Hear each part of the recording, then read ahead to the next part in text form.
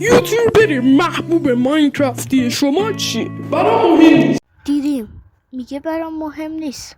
ولی ما میخوایم امروز از اونی که محتواش آشغاله تا اونی که محتواش خداست رو رتبه بندی کنیم. عجیبه.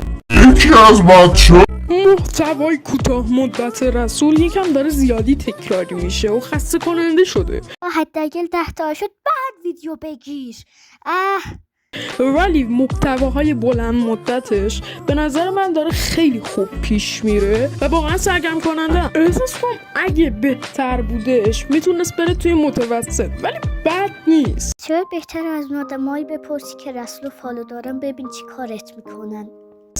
ریبیتی احساس کنم هیچ نقطه ضعفی نداره، هم ادیتاش خوبه و هم ویدیوی بلندش.